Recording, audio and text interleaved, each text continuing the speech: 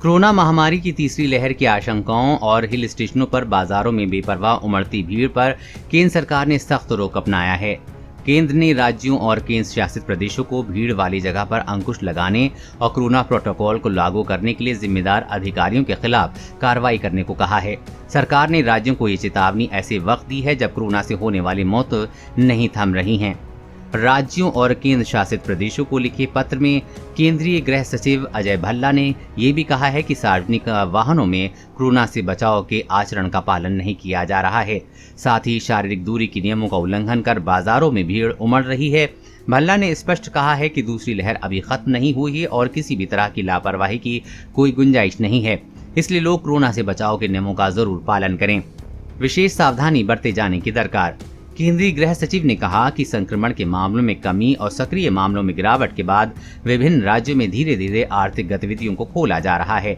ऐसे करते वक्त विशेष सावधानी बरते जाने की जरूरत है। अब संक्रमण दर कम हो रही है तो ऐसे उपाय किए जाने चाहिए कि उसमें अचानक से उछाल न हो।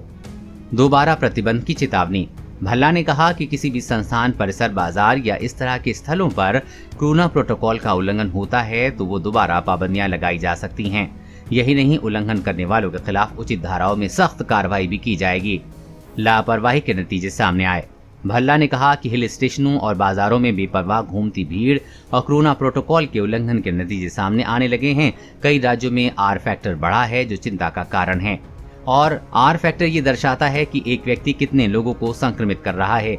अभी राष्ट्रीय स्तर पर आर फैक्टर 1 से कम है, लेकिन पूर्वोत्तर समेत कई राज्यों में ये 1 से ज्यादा है। 1 से ज्यादा आर फैक्टर का मतलब है कि संक्रमण बढ़ रहा है।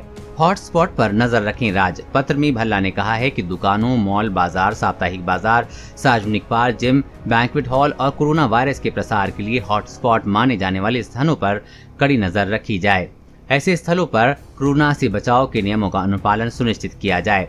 जांच की गति बनाए रखने की जरूरत।